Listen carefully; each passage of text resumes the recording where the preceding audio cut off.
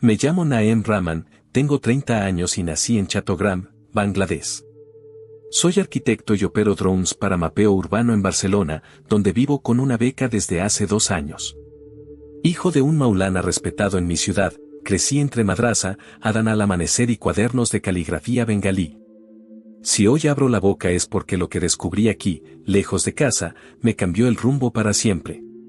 Esa noche, en el techo del edificio donde rento cuarto en el Raval, el viento traía olor a sal y a gasolina de los botes dormidos en la Barceloneta.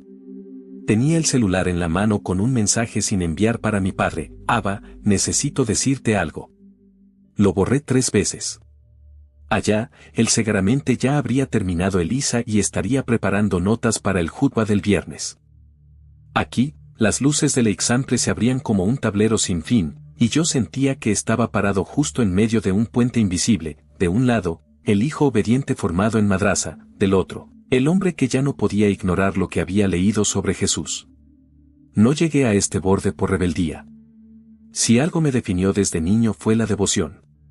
Aprendí tajwid antes que álgebra. Repetía dices con una memoria que mi padre llamaba regalo de haya. En Barcelona seguía raya, ayunos voluntarios, vigilias, evitar distracciones. Pero la ciudad se mete por los poros, el rumor de las bicicletas a medianoche, el café con canela en tazas pequeñas, conversaciones que empiezan en español y terminan en bengalí. Y, sin planearlo, escuché a una amiga hablar de Jesús como nunca lo había oído, no como figura lejana, sino como alguien que abraza a los rotos sin exigir que primero se vuelvan dignos. No fue un golpe de luz repentina. Fue más bien una serie de pasos mínimos que, cuando miré hacia atrás, ya me habían cruzado el puente. Un versículo aquí, una parábola allá, preguntas que yo mismo había censurado. ¿Qué significa perdonar 70 veces 7 cuando lo que aprendí fue responder con firmeza? ¿Qué clase de autoridad se arrodilla para lavar pies en vez de exigir que se los besen? En la terraza, el eco de las campanas se mezcló con una notificación del app que me recordaba la siguiente oración. Y entre ambos sonidos, percibí un silencio distinto, como si alguien me invitara a bajar la guardia. No traicioné a mi padre por capricho, lo honré lo suficiente como para seguir la verdad hasta donde doliera. Si hoy me atrevo a contarlo es porque descubrí algo que jamás imaginé, fue precisamente mi respeto por el profeta lo que me empujó a mirar de frente a Jesús. No busqué polémica, busqué coherencia. Y en esa búsqueda, el viento de esta ciudad me encontró de rodillas diciendo: Señor Jesús, si eres quien dices ser, no tengo a dónde más ir. Lo que vino después tuvo un costo que todavía estoy pagando. Pero antes de hablar de rechazo, de llamadas que ya no se contestan y de puertas que se cerraron, necesito contar cómo el silencio de aquella noche se volvió paz, una paz que no negocia con el miedo. Si te quedas, te lo diré todo, sin adornos, desde el corazón de un hijo que aprendió que la verdad también sabe a gracia. Nací en Chattogram, una ciudad portuaria en el sur de Bangladesh, donde el aire siempre olía a especias del bazar y a la humedad de la bahía. Mi padre, el maulana Abdul Bari, era conocido en los barrios como un hombre de erudición y autoridad. Desde pequeño, la gente me señalaba como el hijo del erudito, como si mi destino estuviera ya escrito en la tinta de los libros que mi padre copiaba con caligrafía impecable. Mi madre, Chamima, enseñaba árabe en una madrasa femenina, y cada tarde su voz suave repetía versos que parecían flotar por las paredes de nuestra casa. Desde que tengo memoria, la vida giraba alrededor de la mezquita y de los textos.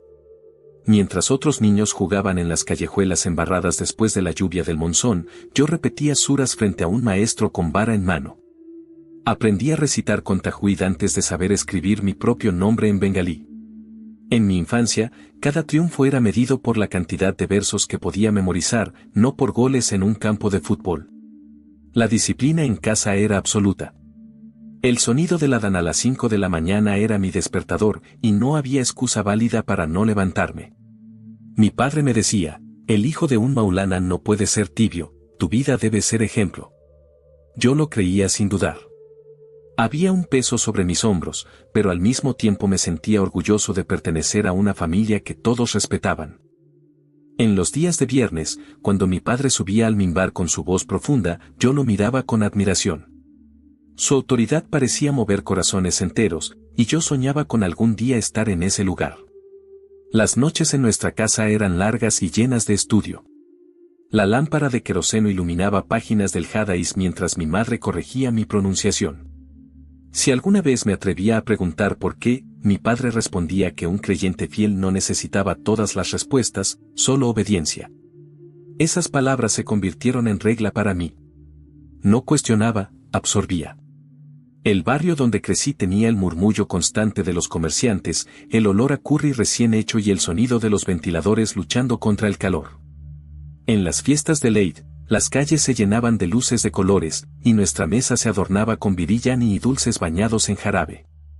Pero incluso en medio de las celebraciones, mi padre recordaba, la verdadera fiesta está en obedecer la ley de Haya.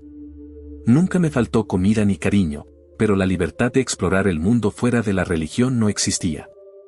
Cuando cumplí 15 años, mis responsabilidades aumentaron.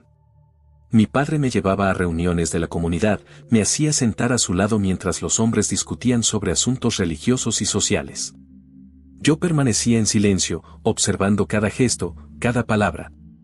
Había orgullo en ser visto como su heredero, pero también un miedo silencioso, el de fallar. La expectativa no era solo ser un buen musulmán, sino ser un líder, un reflejo vivo de la fe de mi padre. En esos años, comencé a sentir curiosidad por lo que estaba más allá de nuestro mundo. En las noches de calor, me subía al techo para sentir el aire del puerto y escuchar los barcos que zarpaban hacia lugares que yo solo podía imaginar. A veces, los turistas pasaban por el mercado hablando en lenguas que no entendía, riendo de maneras que parecían más libres que cualquier cosa que conocía. Pero cada vez que esa curiosidad me asomaba, recordaba la advertencia de mi padre: el mundo afuera es trampa, tu hogar está aquí, bajo la sombra del Islam. El destino parecía marcado. Mi camino era continuar con la herencia familiar, tomar el lugar de mi padre algún día en la mezquita de Chattogram. Y yo lo aceptaba. Me repetía a mí mismo que haber nacido en esa familia era voluntad divina, que mi vida tenía un propósito definido antes de que pudiera siquiera elegir. La primera gran sorpresa llegó cuando terminé la preparatoria. Mi padre anunció que usaría parte de los ahorros familiares y el apoyo de un tío comerciante para enviarme a estudiar a Barcelona, con una beca complementaria. Dijo que era tiempo de que yo aprendiera más allá de nuestra ciudad, para un día representar al Islam en Occidente. Al principio, no supe qué sentir. Parte de mí se emocionó al pensar en un mundo nuevo, otra parte temió perder la estructura que me había sostenido siempre. Mi madre lloró cuando me abrazó en el aeropuerto de Daca. Me entregó un Corán pequeño con la cubierta verde y me susurró: nunca lo dejes, incluso si todo alrededor cambia, esto no cambia. Mi padre, más solemne, me dijo que no olvidara que era Rahman, hijo de un maulana, portador de una herencia que no podía manchar. Donde vayas, recuerda, representas no solo a tu familia, sino al Islam entero. Con esas palabras grabadas en el corazón, subí al avión que me llevaría al otro lado del mundo. Llevaba en la mochila mis cuadernos, ropa sencilla y el eco de las oraciones de mi barrio. No sabía entonces que las calles de Barcelona no solo me mostrarían otra cultura, sino que también abrirían preguntas que jamás imaginé atreverme a formular. Llegué a Barcelona en pleno otoño. El aire era más frío de lo que jamás había sentido en Bangladesh, y las calles estaban cubiertas de hojas secas que crujían bajo mis pasos. Mi primo Farid, quien llevaba varios años viviendo allí, me recibió en el aeropuerto con una sonrisa cansada. Tenía una pequeña tienda halal en el barrio del Raval, donde vendía desde especias hasta cuadernos escolares. Me instaló en un cuarto de la azotea de su edificio, con una cama sencilla, una mesa y una ventana desde donde se veía la torre de una iglesia gótica al fondo. Ese contraste, un musulmán recién llegado hospedado bajo la sombra de un campanario, me acompañaría desde el primer día. Farid se tomó muy en serio la promesa que había hecho a mi padre. Me llevaba cada viernes a la mezquita del barrio, vigilaba que orara a tiempo y me repetía que no debía contaminarme con la vida española. Decía que Europa era como un río fuerte, si no te aferras a tu fe, te arrastra. Su voz tenía la dureza de alguien que ya había visto a muchos jóvenes bengalíes abandonar la tradición en tierras extranjeras. Yo le agradecía, aunque a veces su vigilancia se sentía más como una cadena invisible. La universidad era otro mundo. Estudiar arquitectura y urbanismo en la UPC me abrió puertas a conceptos, estilos y discusiones que jamás había escuchado en mi madrasa. Los pasillos estaban llenos de voces en catalán, castellano, inglés, francés. Mis compañeros se vestían de maneras que en mi barrio natal habrían sido impensables. Al principio, mantenía distancia, iba a clases, regresaba al cuarto y dedicaba mis noches a leer libros islámicos que mi padre me había enviado en PDF. Sin embargo, poco a poco la ciudad comenzó a entrar en mi vida. El Raval es un mosaico de culturas. Caminaba por calles estrechas donde un lado olía a kebab, el otro a paella, donde se escuchaba bengalí en una esquina y rumano en la siguiente. Me sorprendía ver musulmanes conviviendo con cristianos, hindúes y personas sin religión aparente. Nadie parecía chocar de frente, aunque cada grupo guardaba sus propias tensiones. En las noches, desde mi ventana, escuchaba tanto las campanas de la iglesia como el eco de los rezos de una mezquita cercana. Ese cruce de sonidos me hacía sentir dividido. ¿A qué mundo pertenecía? Mi primo insistía en mantenerme ocupado con la comunidad islámica local. Me inscribió en clases de jurisprudencia en línea con un alim de Daca, y los sábados colaborábamos en la mezquita ayudando con el servicio de iftar para migrantes. Yo cumplía con todo, convencido de que ese era mi deber. Pero dentro de mí, la curiosidad crecía. Cuando pasaba por las calles del Gótico y veía procesiones católicas con velas y cantos, me detenía un momento, no para participar, sino para observar. Había una solemnidad distinta, un tipo de devoción que no parecía forzada. Me preguntaba si en sus corazones sentían algo parecido a lo que yo buscaba. En la universidad conocí a Sofía Valverde, una joven peruana que estudiaba trabajo social. Ella me hablaba con una amabilidad desarmante, sin prejuicios, y muchas veces compartía conmigo café con leche y pan con tomate en la cafetería. Al notar que yo siempre rechazaba la carne de cerdo y el alcohol, no me hizo burla ni preguntas incómodas, simplemente me respetó. Un día, cuando le expliqué que mi padre era un erudito islámico, ella me dijo con una sonrisa: «Entonces tu vida no es cualquier vida, Naem, seguro llevas un peso enorme sobre tus hombros».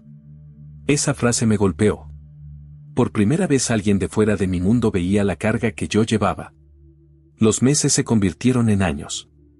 Mi devoción se mantenía, pero el entorno me obligaba a enfrentar realidades que en Bangladesh nunca hubiera visto.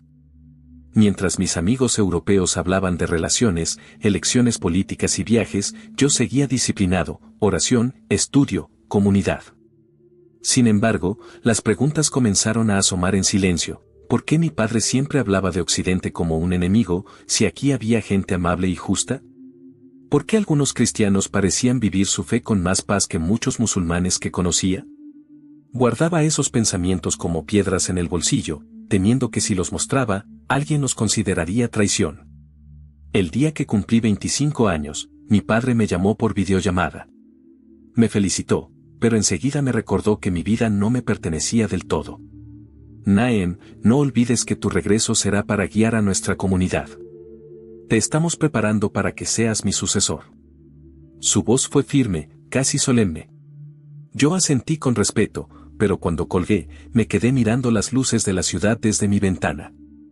Las campanas de la iglesia sonaron a lo lejos, y por primera vez me pregunté en silencio: ¿y si mi destino no fuera exactamente el que mi padre había trazado? No tenía respuestas, solo un presentimiento. Mi historia en Barcelona apenas comenzaba. Y, sin saberlo, las amistades y conversaciones que vendrían pronto encenderían una chispa que ni la disciplina más estricta podría apagar. La vida en Barcelona me enseñaba a diario que dos mundos podían convivir en un mismo espacio, pero dentro de mí esos mundos chocaban como olas contra un muro. Por un lado, la tradición que había heredado, los rezos 5 veces al día, la voz de mi padre repitiendo que mi destino era ser líder islámico, las palabras de mi madre rogando que nunca olvidara el Corán que me entregó en el aeropuerto. Por otro, las preguntas que cada vez se hacían más fuertes, preguntas que no podía pronunciar en voz alta sin arriesgarlo todo. Recuerdo noches enteras en el cuarto de la azotea, con la lámpara encendida y los libros abiertos, intentando concentrarme en la jurisprudencia islámica. Leía sobre normas, castigos, deberes.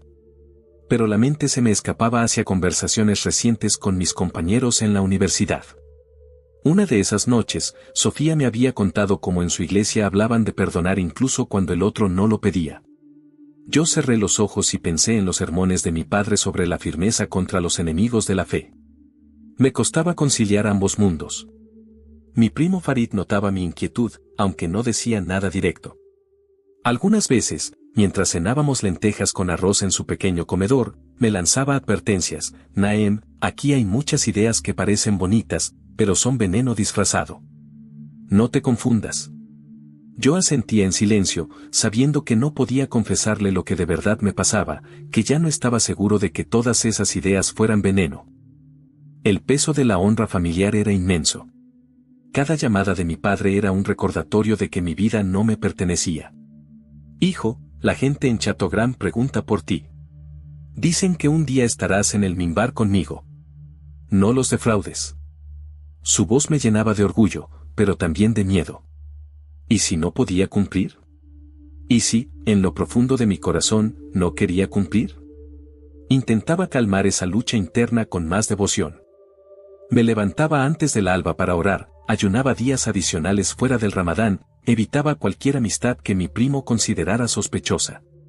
Sin embargo, en el silencio de mi habitación, me encontraba mirando por la ventana hacia la iglesia iluminada y preguntándome, ¿por qué esas campanas producían en mí una sensación de paz que no sabía explicar?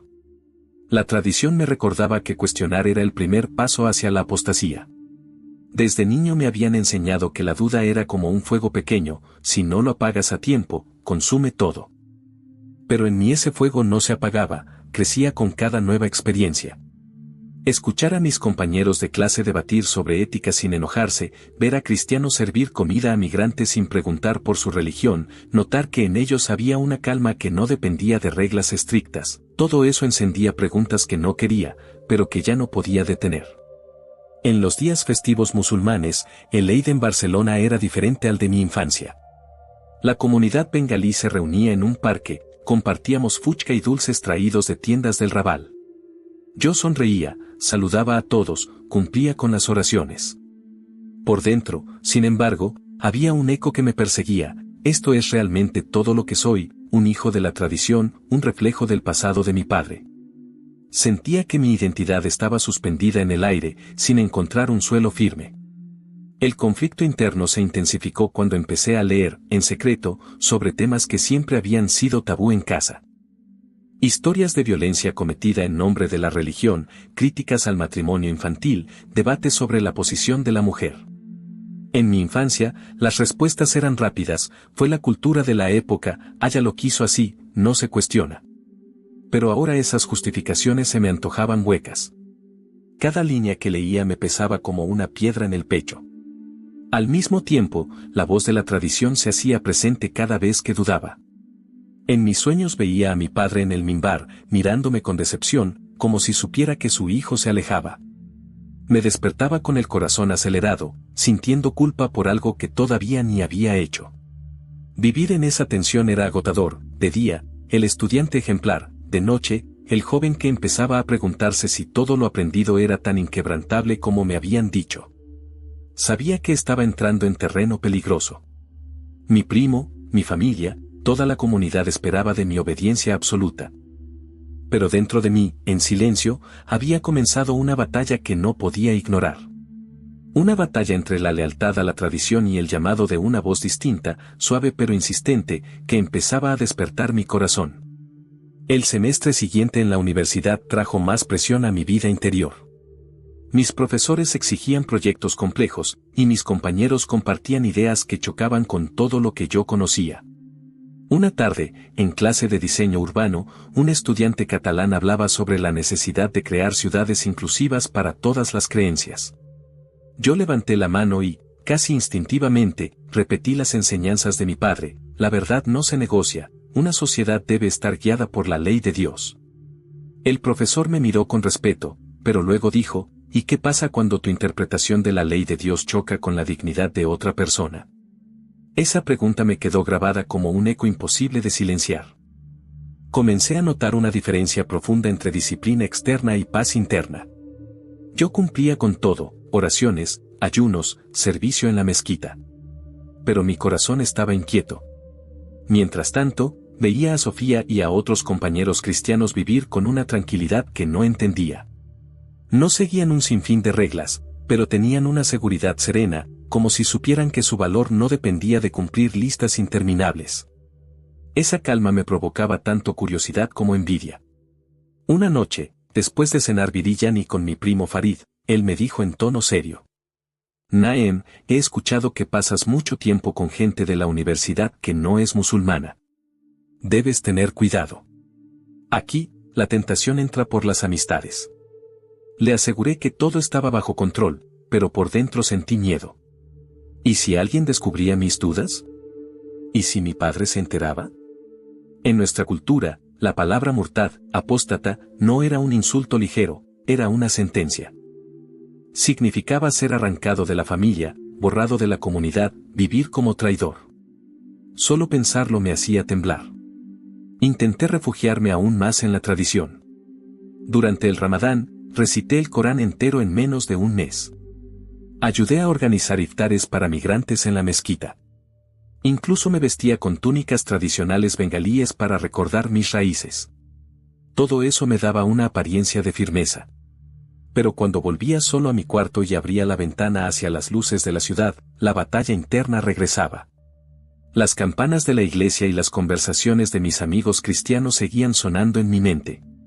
La duda se volvió más intensa cuando asistí a un círculo interreligioso en la universidad. Fui con la intención de defender el Islam y aclarar malentendidos. Allí había judíos, cristianos, ateos. Cuando llegó mi turno, hablé con seguridad de la perfección del profeta y de la revelación final. Algunos escuchaban en silencio, otros preguntaban con respeto. Pero lo que más me impactó fue ver a los cristianos admitir sus luchas sin miedo. Una joven mexicana dijo: no siempre entiendo todo, pero sé que Jesús me ama aun cuando fracaso. Esas palabras me golpearon como un trueno. ¿Cómo podía alguien hablar de Dios con tanta confianza y vulnerabilidad a la vez? En mi tradición, fallar significaba vergüenza, disciplina, miedo al castigo. En ellos, fallar parecía abrir la puerta a algo llamado gracia. Me fui esa noche con una mezcla de rabia y deseo. Rabia porque sentía que todo lo que había defendido estaba siendo desafiado. Deseo porque en el fondo yo también anhelaba esa libertad de hablar con Dios sin sentir cadenas. El rostro de mi padre se me aparecía constantemente en la mente. Sus ojos firmes, su voz que imponía respeto, su orgullo en mí. No quería traicionarlo, y mucho menos a mi madre, que había depositado su esperanza en mis estudios. Pero también sabía que seguir repitiendo respuestas vacías me estaba consumiendo. Cada vez que alguien preguntaba sobre temas delicados, violencia, mujeres, moralidad, yo sentía que mis respuestas eran defensas frágiles, aprendidas de memoria, incapaces de sostenerse fuera de nuestro círculo. Mi identidad estaba en juego. ¿Era Naem Rahman, hijo del Maulana, guardián de una tradición que no se podía cuestionar? ¿O era un hombre que empezaba a escuchar un llamado distinto, uno que hablaba de perdón, de amor y de libertad? No tenía claridad todavía, pero sí una certeza: la batalla dentro de mí no iba a detenerse. Y tarde o temprano, esa tensión explotaría, obligándome a elegir entre la lealtad a mi linaje o la búsqueda de la verdad que mi corazón ya no podía ignorar. La chispa que encendió el fuego dentro de mí no llegó en un templo ni en una clase oficial, sino en un lugar inesperado, la biblioteca de la universidad. Yo buscaba libros de urbanismo, pero en una estantería lateral encontré textos sobre historia de las religiones. Tomé uno al azar, en inglés, y comencé a hojearlo. No era un tratado polémico, simplemente comparaba diferentes figuras religiosas. Entre ellas, Jesús aparecía no solo como profeta, sino como alguien cuya vida transformaba radicalmente a quienes lo conocían. Cerré el libro con rapidez, como si alguien pudiera verme en un acto prohibido. Pero esa semilla quedó plantada. Poco después, en la oficina donde hacía prácticas de mapeo urbano, conocí a Rubén Cárdenas, un ingeniero mexicano. Él nunca me predicó de manera agresiva. Más bien me trataba con respeto, siempre dispuesto a ayudarme con los programas de software o a invitarme un café. En los descansos hablaba con naturalidad de su fe en Jesús, no como teoría, sino como algo que marcaba sus decisiones diarias. Al principio yo respondía con frases memorizadas: el Islam es la última revelación, Jesús fue un profeta honorable, pero no el Hijo de Dios. Rubén sonreía y no discutía, Solo decía, está bien, Naem, pero si un día quieres leer por ti mismo, aquí tengo una Biblia en español e inglés. Guardé distancia, pero su oferta me persiguió en silencio. Me repetía, ¿qué peligro puede haber en leer? Al mismo tiempo, escuchaba la voz de mi padre, no abras puertas que haya cerrado. Esa lucha interior se hizo insoportable. Una noche, después de un día agotador en la universidad, acepté el libro que Rubén me extendió con calma. Lo llevé a casa escondido bajo mis cuadernos, temiendo que mi primo lo descubriera. Abrí el texto en el Evangelio de Lucas. Lo primero que leí fue la parábola del hijo pródigo. Me quedé inmóvil. La historia de un hijo que abandona a su padre, gasta todo y vuelve humillado, pero en lugar de ser castigado, es abrazado con amor. Esa imagen me golpeó como un torrente. En mi mundo, desobedecer al padre era traer deshonra y vergüenza. Aquí, el padre corría a recibirlo. Cerré el libro con lágrimas en los ojos, incapaz de aceptar que un Dios pudiera ser así de misericordioso. Los días siguientes fueron un torbellino. Iba a clase, cumplía mis oraciones, pero apenas esperaba a estar solo en mi cuarto para leer más. Descubrí historias de Jesús sanando enfermos, defendiendo a marginados, perdonando a pecadores. Comparaba esas escenas con los relatos que había memorizado en mi niñez y sentía que algo se desmoronaba dentro de mí. ¿Por qué esta figura irradiaba una perfección que no necesitaba excusas culturales? Mientras tanto, mi primo Farid notaba mi distracción. Me preguntaba por qué pasaba tantas horas estudiando cosas que no eran de la carrera. Yo le respondía con evasivas. Temía que si descubría la Biblia en mi mochila, me enfrentaría a un escándalo inmediato. Guardaba el secreto como un tesoro y una carga al mismo tiempo. El momento más decisivo ocurrió en un pequeño grupo interreligioso organizado por la universidad. Allí, un estudiante chileno llamado Héctor Moya compartió palabras de Jesús sobre amar a los enemigos y orar por quienes persiguen. Esa idea me desarmó. Yo había aprendido que la firmeza frente a los opositores era parte esencial de la fe. Escuchar que el verdadero poder era amar incluso a los enemigos me pareció absurdo, pero también profundamente hermoso. Esa noche regresé caminando por las calles iluminadas del gótico, con el eco de las campanas resonando sobre mí. No podía negar lo que estaba pasando, estaba siendo atraído hacia una verdad que no buscaba, pero que comenzaba a reconocer en lo profundo de mi ser. Y aunque aún no lo admitía en voz alta, mi vida ya había cambiado rumbo. Los días siguientes a esa reunión interreligiosa se convirtieron en una tormenta interior. Caminaba por el Raval con el murmullo de los mercados, el olor a especias y café, pero en mi mente solo resonaban aquellas palabras de Jesús, amen a sus enemigos. Intentaba distraerme con los proyectos de la universidad, pero cada maqueta, cada plano, parecía inútil ante la pregunta que me acosaba, ¿y si esta enseñanza era la verdad que había buscado toda mi vida? Empecé a asistir en secreto a los encuentros de un grupo pequeño que Héctor organizaba en su casa. Era muy diferente de lo que yo había visto en la mezquita. No había jerarquías rígidas ni discursos largos, se reunían alrededor de una mesa sencilla, compartiendo pan, orando con palabras espontáneas. Yo permanecía callado, escuchando. Nadie me presionaba, nadie me pedía renunciar a nada. Pero cada vez que abrían el Evangelio, sentía que las frases atravesaban la armadura que había construido durante años.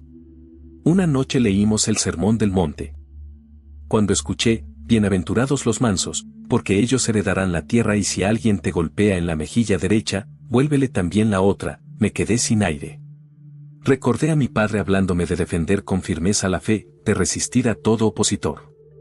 Aquí, en cambio, se hablaba de responder con mansedumbre y confianza en Dios. Mi corazón tembló. Por primera vez pensé, esto no es debilidad, esto es fuerza distinta, una que no depende de las armas ni del miedo. Mientras tanto, Rubén seguía siendo un apoyo silencioso. Un día me preguntó, sin presionarme: Naem, ¿qué sientes cuando lees sobre Jesús? Yo bajé la mirada y respondí: siento que hay algo verdadero ahí, algo que no puedo explicar. Él sonrió y dijo: eso es suficiente por ahora. Dios mismo te mostrará el resto. Esa misma noche subí a la azotea de mi edificio. El cielo de Barcelona estaba cubierto de nubes, y una ligera llovizna mojaba mis hombros. Abrí la Biblia en Lucas 15 de nuevo y releí la historia del hijo pródigo. Esta vez me detuve en la imagen del padre corriendo hacia el hijo perdido. Me vi a mí mismo en esas palabras. Yo era el que había seguido todas las reglas, el hijo ejemplar que llevaba el peso de la tradición y aún así, en mi interior, estaba perdido. Me arrodillé sobre el suelo frío de la terraza y susurré: Dios, si Jesús es realmente tu hijo, muéstrame la verdad, aunque me cueste todo. No hubo rayos ni voces del cielo. Solo una paz inesperada que descendió como un manto. No era emoción pasajera, era la certeza tranquila de que alguien me había escuchado. Esa noche dormí sin miedo, como si por fin hubiera soltado un peso que llevaba desde niño. Al día siguiente, mi primo Farid notó que estaba distinto. ¿Por qué sonríes tanto, Naem?, me preguntó mientras desayunábamos parata con té de cardamomo. No supe qué responder. No estaba listo para confesar nada, pero dentro de mí sabía que algo irreversible había comenzado. El puente ya estaba cruzado, aunque intentara volver atrás, no podría borrar lo que había visto y sentido. El evento catalizador había llegado sin anuncio, no fue un debate ganado, ni una revelación intelectual. Fue un encuentro personal con la voz de Jesús en lo profundo de mi ser. Y desde ese instante, aunque todavía me quedaban pruebas duras por enfrentar, mi corazón ya no pertenecía solo a la tradición que me formó, sino al Dios que me estaba llamando con amor irresistible.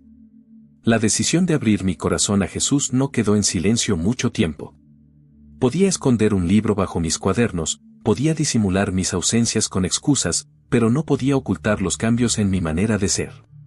Mi primo Farid fue el primero en notarlo. Una noche, mientras cenábamos pescado al curry en su pequeña mesa de madera, me dijo en tono grave: Naem, ya no eres el mismo. Tus oraciones son más cortas, tu mirada está en otro lado. ¿Qué pasa contigo? Me quedé en silencio demasiado tiempo, y ese silencio fue suficiente para despertar sus sospechas. A los pocos días, me sorprendió revisando mi mochila. Entre mis apuntes encontró la Biblia que Rubén me había regalado. Su rostro se transformó en un rictus de enojo y decepción. ¿Qué significa esto?, me gritó. ¿Acaso te volviste murtad? Intenté explicarle que solo estaba estudiando, buscando respuestas, pero él no quiso escuchar. Tomó su teléfono y, frente a mí, marcó el número de mi padre en Chatogram.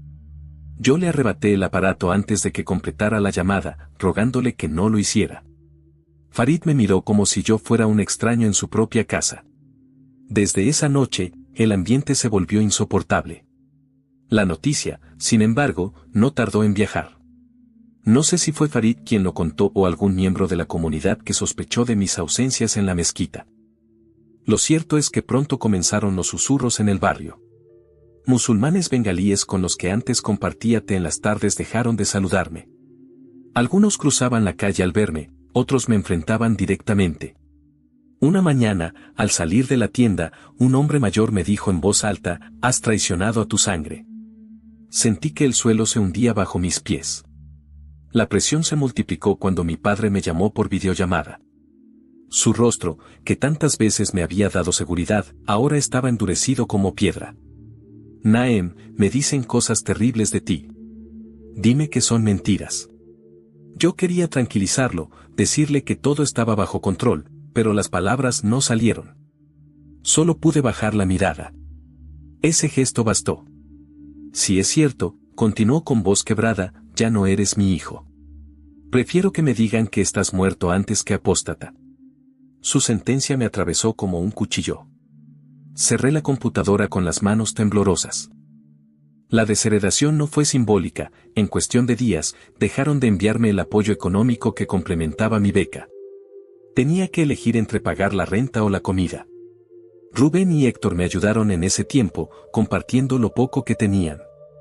También Sofía me abrió las puertas de su casa cuando Farid, en un arranque de furia, me echó de la suya. Me dijo: «No puedo ser cómplice de tu traición. Vete antes de que te denuncie al imán local». Salí con una maleta pequeña y el corazón desgarrado. El Raval, que antes me parecía un mosaico de culturas, ahora se había convertido en un laberinto de miradas acusadoras. No era solo la pérdida de un techo o de dinero. Era el peso del honor quebrado. En mi cultura, ser rechazado por la familia era peor que la muerte. En las noches, acostado en el sofá de Sofía, escuchaba el eco de las palabras de mi padre y me preguntaba si algún día podría perdonarme. La persecución no era aún física, pero el aislamiento social, la pobreza repentina y la hostilidad abierta se sentían como cadenas apretando mi cuello. Y en medio de todo, la voz de Jesús en los evangelios me recordaba: si alguno quiere venir en pos de mí, niéguese a sí mismo, tome su cruz cada día y sígame. Entendí que esa cruz ya estaba sobre mis hombros y que apenas comenzaba a sentir su peso. Los días que siguieron a mi expulsión de la casa de Farid fueron los más oscuros de mi vida. Sentía que todo se derrumbaba, la familia en Bangladesh me había dado la espalda, la comunidad bengalí en Barcelona me trataba como paria y hasta las calles que antes caminaba con tranquilidad ahora parecían llenas de ojos vigilantes.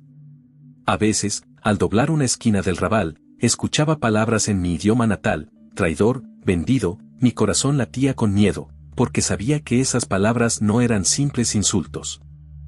En mi cultura, un apóstata podía ser considerado digno de castigo físico, incluso de muerte. Sofía me dio un lugar en su sala, pero la tensión se sentía en cada momento. Una noche, al regresar tarde de la universidad, encontramos la puerta rayada con frases en árabe que decían: «Aya lo ve todo». Ella intentó tranquilizarme, pero yo sabía que alguien nos estaba enviando una advertencia. Me llené de culpa, temiendo que mi presencia pusiera en peligro a quienes me estaban ayudando. La persecución se extendió también al ámbito académico.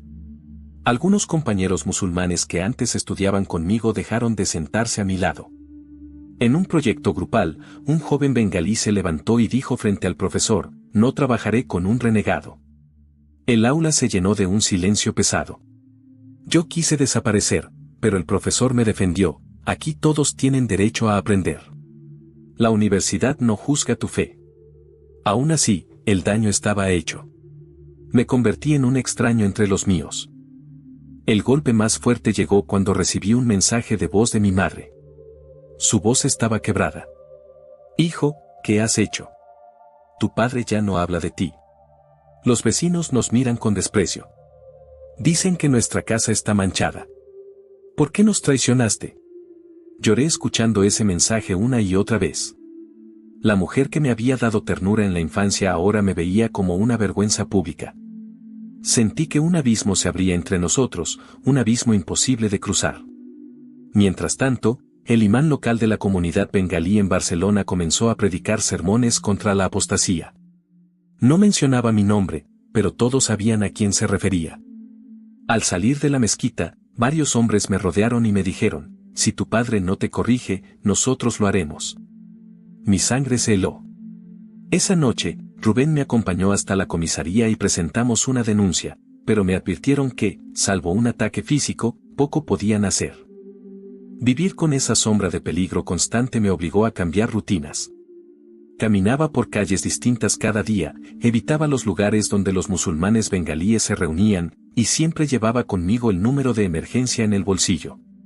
Pero aunque el miedo me apretaba el pecho, dentro de mí había una certeza que me sostenía: aquella paz que había sentido en la azotea seguía intacta, como un ancla en medio de la tormenta. Los cristianos que había conocido se convirtieron en mi nueva familia. Héctor me invitaba a su casa los domingos, donde compartíamos arroz con pollo y oraciones sencillas. Rubén me acompañaba a entrevistas de trabajo cuando tuve que dejar la práctica universitaria por las amenazas. Sofía, con paciencia infinita, me recordaba cada día: «No estás solo, Naem. Cristo está contigo». Aún así, las noches eran duras. Soñaba con el rostro de mi padre, con sus ojos llenos de desprecio. Soñaba con mi madre llorando. Soñaba con mi comunidad gritándome murtad. Y al despertar, lo primero que hacía era abrir la Biblia, aferrarme a las palabras de Jesús: «Bienaventurados los perseguidos por causa de la justicia, porque de ellos es el reino de los cielos». Comprendí entonces que la persecución no era un accidente en mi camino, sino parte del precio de seguirlo. Y aunque la herida seguía abierta, aunque el miedo era real, también era real la convicción de que no había marcha atrás. El camino de Jesús había comenzado para mí, y no importaba cuánto me costara, ya no podía negarlo. El invierno en Barcelona llegó con lluvias constantes y cielos grises. Yo caminaba por las calles mojadas con la sensación de cargar un peso invisible. La presión de la comunidad, el rechazo de mi familia y la incertidumbre sobre mi futuro me habían llevado al borde del agotamiento. Había noches en las que me preguntaba si todo habría sido un error. ¿No hubiera sido más fácil cerrar la Biblia, pedir perdón y volver a la tradición? Una de esas noches, mientras miraba las gotas de lluvia resbalar por la ventana del cuarto de Sofía, abrí el Evangelio de Juan casi al azar. Mis ojos se detuvieron en las palabras de Jesús: yo soy el camino, la verdad y la vida. Nadie viene al Padre sino por mí. Sentí que el mundo alrededor se quedaba en silencio. No era un argumento teológico, no era un debate universitario, era una voz que atravesaba mi confusión. En ese momento comprendí que ya no podía mantener un pie en cada orilla. Tenía que elegir. Al día siguiente, Rubén me invitó a un pequeño retiro que su iglesia organizaba en las afueras de la ciudad. Dudé en aceptar, temiendo que sería demasiado evidente para quienes me vigilaban. Pero al final accedí, necesitado de aire, de un espacio fuera del Raval. El lugar era una casa sencilla en la montaña, rodeada de pinos y con una vista clara hacia el mar. Al entrar, sentí algo que no había experimentado nunca, un ambiente de libertad, como si no tuviera que demostrar nada para ser aceptado. Durante una de las reuniones, Héctor compartió la historia de su propia conversión. Contó cómo había intentado llenar su vida con estudios, trabajo y reconocimiento, pero seguía sintiéndose vacío hasta que conoció a Jesús. Sus palabras me golpearon, porque describían mi propio corazón, un joven que había cumplido todas las reglas, que había cargado con la honra de su familia, y aún así llevaba un hueco que nada lograba llenar. Al final de esa noche, mientras los demás cantaban suavemente, yo salí a la terraza de la casa. El aire frío me hizo temblar, pero dentro de mí ardía una claridad que no podía negar. Miré al cielo oscuro, y con voz entrecortada dije: Señor Jesús, si realmente eres el Hijo de Dios, ya no quiero resistirme más. Toma mi vida. No hubo truenos ni rayos. Solo una lágrima que resbaló por mi mejilla y una paz profunda que me cubrió como una manta en medio del frío. En ese instante supe que no era un simple lector curioso ni un simpatizante, había cruzado la línea. Regresé a Barcelona distinto. La persecución no desapareció, las miradas duras seguían allí, pero ahora mi corazón tenía una certeza inquebrantable.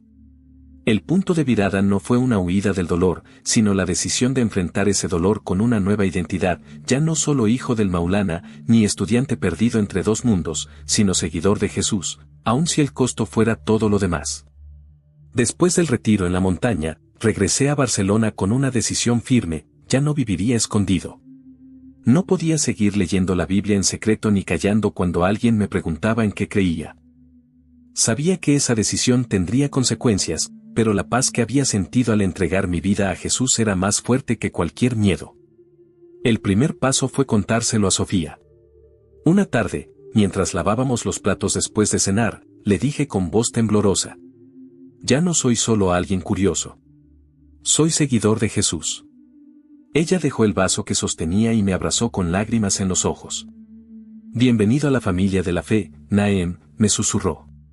Fue la primera vez que alguien me llamó hermano en Cristo, y esas palabras llenaron un vacío que mi corazón cargaba desde hacía meses. Poco después, Rubén me animó a asistir a una reunión dominical en su iglesia. Entrar por esas puertas fue como atravesar un umbral invisible. Los cantos, las oraciones, la sencillez de la gente, todo me hacía sentir fuera de lugar y al mismo tiempo en casa. No entendía todas las canciones ni las costumbres, pero sentía que ese era el espacio donde mi espíritu respiraba. Sin embargo, el costo no tardó en aumentar. Un conocido de la comunidad bengalí me vio salir de la iglesia y lo contó de inmediato. A los pocos días, mi padre me llamó de nuevo. Su rostro aparecía en la pantalla con una mezcla de ira y dolor. ¿Es cierto lo que dicen? ¿Te volviste cristiano? Respiré hondo y respondí: sí, Abba. He encontrado la verdad en Jesús. El silencio fue interminable. Luego, con voz dura, me dijo: entonces ya no eres mi hijo. No vuelvas jamás a nuestra casa. Esa frase me arrancó el aire. Sentí como si me hubiera quedado huérfano de golpe. Cerré el ordenador y caí de rodillas, llorando. Pero en medio de ese dolor, recordé las palabras de Jesús: el que ama a padre o madre más que a mí, no es digno de mí. No eran palabras fáciles, pero ahora entendía su sentido. Seguirlo significaba cargar una cruz que atravesaba incluso los lazos más sagrados. Las semanas siguientes fueron un torbellino. La comunidad musulmana me veía como un traidor, algunos intentaron intimidarme en la calle, y el apoyo económico de mi familia desapareció por completo. Pero al mismo tiempo, la iglesia me acogió con los brazos abiertos. Me ofrecieron trabajo temporal, me ayudaron a mudarme a un cuarto más seguro y, sobre todo, oraron por mí cada día. Fue en esa temporada cuando entendí que mi punto de virada no era solo personal, sino espiritual y comunitario.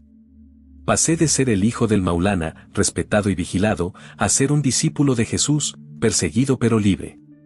El contraste era brutal, de la reverencia a la hostilidad, del orgullo de mi familia a su rechazo absoluto. Pero dentro de mí había una certeza luminosa: la decisión que había tomado era irreversible, porque la verdad no podía deshacerse. Una noche, mientras caminaba junto al mar en la Barceloneta, el viento frío golpeaba mi rostro y las olas rompían con fuerza. Levanté la vista y dije en voz alta, sin miedo: Jesús, eres mi Señor. Aunque el mundo me rechace, yo te seguiré. Ese fue el verdadero sello de mi punto de giro. No solo había creído en silencio, sino que había proclamado mi fe con la convicción de que nada ni nadie me haría volver atrás. Aceptar a Jesús como mi Señor no me quitó las dificultades, pero transformó la manera en que las enfrentaba. La primera señal de esa transformación fue interior: el miedo que antes me paralizaba se convirtió en una confianza inesperada. Todavía sentía dolor por el rechazo de mi familia y la hostilidad de la comunidad, pero al abrir cada mañana la Biblia encontraba un consuelo que nunca había experimentado. Pasajes como nunca te dejaré ni te abandonaré resonaban como promesas personales, no como frases lejanas. La segunda señal apareció en mi manera de vivir. Antes, mi identidad estaba definida por reglas: qué comer, cómo vestir, con quién hablar. Ahora, aunque seguía cuidando mis costumbres, sentía que mi valor no dependía de cumplir normas, sino de la gracia recibida. Esto me dio libertad para acercarme a personas que antes habría evitado.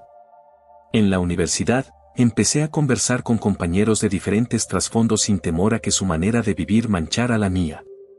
Descubrí que la fe en Jesús me hacía verlos no como amenazas, sino como seres humanos con dignidad. Rubén me invitó a servir en un proyecto comunitario en un barrio cercano. Allí ayudábamos a migrantes recién llegados, ofreciéndoles orientación legal y alimentos básicos. Al principio pensé que no tendría nada que aportar, pero pronto entendí que mi propia historia me permitía conectar con ellos. Cuando veía a jóvenes de Pakistán, Siria o Marruecos con miedo y confusión, recordaba mis propias luchas. Sin mencionarlo todo, les decía con honestidad: sé lo que significa sentirse lejos de casa, sin apoyo. No están solos. Esa empatía era fruto de lo que Jesús había hecho en mí. Otra área de transformación fue el perdón. Durante semanas cargué con resentimiento hacia mi primo Farid. Me había expulsado de su casa y había sembrado rumores que destruyeron lo poco que quedaba de mi reputación. Cada vez que pensaba en él, el corazón se me llenaba de rabia. Pero una noche, leyendo en el Evangelio cuando Jesús oró: Padre, perdónalos porque no saben lo que hacen, comprendí que no podía seguir reteniendo odio. Oré con lágrimas, pidiendo la fuerza para perdonar. No fue fácil ni inmediato, pero poco a poco empecé a soltar esa carga. El simple hecho de desear el bien para él ya era un fruto nuevo en mi vida. La transformación también se notó en mi relación con los cristianos que me rodeaban. Pasé de ser un invitado curioso a un miembro activo de la iglesia. Me bauticé en una pequeña sala, frente a una comunidad que me llamó hermano con sinceridad. Al salir del agua, sentí que la vieja vida, marcada por miedo, reglas y expectativas ajenas, quedaba atrás, y una nueva comenzaba. Fue un acto público de fe que selló mi decisión ante Dios y ante los hombres. Ese día, mientras celebrábamos con pan dulce y café, pensé en mi familia en Bangladesh. Sabía que para ellos mi bautismo sería la traición definitiva, pero también entendí que mi vida ya no estaba en sus manos. Pertenecía a Cristo, y en él había encontrado una familia que no se basaba en la sangre ni en la cultura, sino en el amor incondicional. Los primeros frutos de esta transformación eran visibles: paz interior, capacidad de perdonar, servicio a otros y una nueva identidad arraigada no en lo que hacía, sino en lo que Cristo había hecho por mí. Y aunque sabía que quedaban pruebas más duras, ya no caminaba solo, caminaba con la certeza de que el Dios vivo me había llamado por mi nombre. Con el tiempo, los frutos de la transformación comenzaron a extenderse más allá de mi vida personal. La fe en Jesús me impulsaba a compartir lo que había descubierto, aun sabiendo que podía despertar rechazo. No lo hacía con debates ni confrontaciones, sino contando mi experiencia, con sencillez.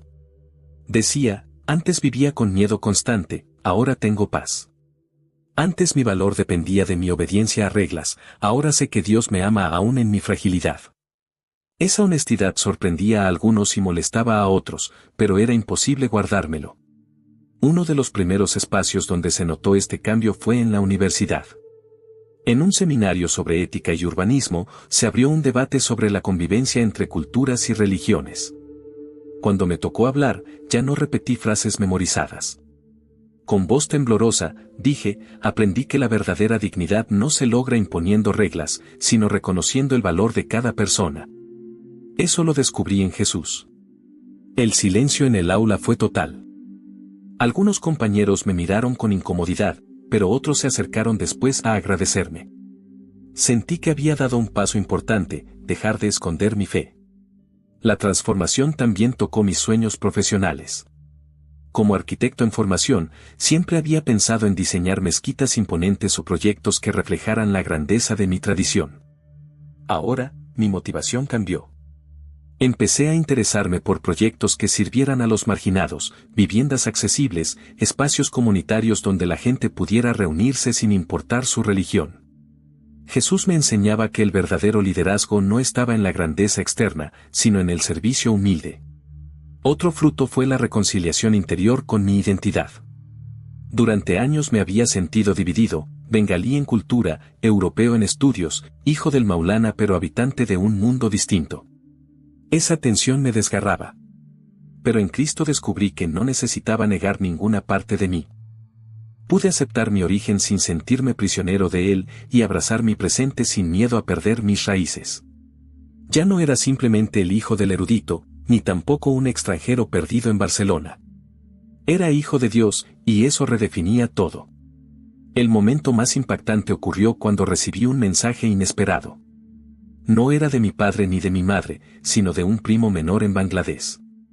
El texto decía: he escuchado de tu decisión. Al principio me dio rabia, pero luego empecé a leer por mi cuenta: ¿podemos hablar? Ese mensaje me llenó de lágrimas. No sabía si significaba un camino abierto o solo una curiosidad pasajera, pero entendí que mi testimonio no era en vano. Aún en medio de la persecución, Dios podía usar mi historia para alcanzar a otros. La iglesia también me animó a compartir públicamente en un servicio. Con voz entrecortada relaté cómo Jesús me había encontrado en la azotea, cómo me había dado paz en medio del rechazo. Al terminar, muchos se acercaron a abrazarme. Algunos lloraban conmigo, otros simplemente me decían: gracias por tu valentía. Fue entonces cuando comprendí que mi dolor podía convertirse en esperanza para otros. Los primeros frutos no eran espectaculares ni libres de sufrimiento. Seguía sin el apoyo de mi familia, seguía siendo rechazado por parte de mi comunidad de origen. Pero había algo nuevo: libertad para vivir sin máscaras, valor para servir sin esperar reconocimiento, y la certeza de que mi historia, aun con cicatrices, podía glorificar a Dios. Cada día confirmaba que la transformación en Cristo no era un evento aislado, sino un proceso continuo. Y en ese proceso, mi vida, antes marcada por expectativas ajenas, empezaba a florecer bajo una nueva raíz: la gracia inmerecida que me había encontrado y no pensaba soltarme jamás. Hoy miro hacia atrás y siento que mi vida se divide en dos capítulos. El primero: hijo del Maulana, atrapado entre reglas y expectativas, obedeciendo más por miedo al rechazo que por convicción. El segundo: seguidor de Jesús, libre aunque perseguido, con cicatrices en el corazón pero con una paz que nada ni nadie me puede quitar. No quiero mentir, el costo ha sido alto. Mi padre aún no me ha perdonado. Sus últimas palabras fueron una sentencia dura: ya no eres mi hijo. Mi madre no me responde los mensajes, su silencio es un eco que me duele todos los días. En la comunidad musulmana en Barcelona, sigo siendo visto como un traidor. Todavía hay miradas hostiles, rumores que circulan y a veces incluso amenazas veladas. Esa realidad no ha cambiado. Pero lo que sí cambió es mi interior. Antes, cada rechazo me hundía en la desesperación. Ahora, aunque me duele, encuentro consuelo en las promesas de Jesús: yo estaré con ustedes todos los días, hasta el fin del mundo. Esa certeza me sostiene cuando me siento solo. He aprendido a ver la persecución con otros ojos. No como un castigo, sino como una confirmación de que sigo los pasos de aquel que también fue rechazado por los suyos. Cuando me insultan, recuerdo que a él también lo insultaron. Cuando me cierran puertas, recuerdo que a él lo expulsaron de su propia ciudad. Esa identificación me da fuerzas. La iglesia en Barcelona se convirtió en mi nuevo hogar. Allí encontré madres, padres, hermanos y hermanas en la fe. No reemplazan a mi familia biológica, pero me muestran que el reino de Dios es más amplio de lo que yo imaginaba. Me sostienen con oraciones, me animan en mis estudios y me recuerdan que mi historia tiene propósito. Cada domingo, cuando cantamos juntos, siento que formo parte de algo eterno. Los primeros frutos de mi fe siguen creciendo. He podido servir a migrantes que llegan con miedo y confusión, mostrándoles el mismo consuelo que yo recibí. También he comenzado a compartir mi testimonio en grupos pequeños. No busco convencer con argumentos, sino con la verdad de mi vida, que encontré libertad en Jesús, aunque me costara todo. Algunos escuchan con interés, otros se apartan con desconfianza. Pero yo sé que las semillas quedan y que Dios es quien hace crecer lo que sembramos. Mi mayor oración es por mi familia. A veces me arrodillo en la madrugada y lloro, pidiendo que mis padres un día puedan ver lo que yo he visto. No quiero que mueran pensando que los traicioné. Quiero que conozcan el amor que me encontró en mi soledad. No sé si ese día llegará en esta vida, pero confío en que Dios escucha cada súplica. También oro por mis hermanos musulmanes que quizás, como yo, cargan con dudas secretas. Les digo, no tengan miedo de buscar la verdad. Dios no se ofende de nuestras preguntas. Lean los evangelios, miren la vida de Jesús con ojos sinceros y comparen. Yo lo hice, y descubrí que Él no era solo un profeta más, sino el Hijo del Dios viviente. A ti que escuchas mi historia, quiero dejarte un mensaje claro: seguir a Jesús no siempre trae comodidad, pero siempre trae libertad. Puede costarte amigos, familia, seguridad o reputación, pero lo que recibes a cambio es incomparable: la certeza de ser amado sin condiciones y la promesa de una vida eterna junto a Dios. Si esta historia tocó tu corazón, te invito a que busques por ti mismo.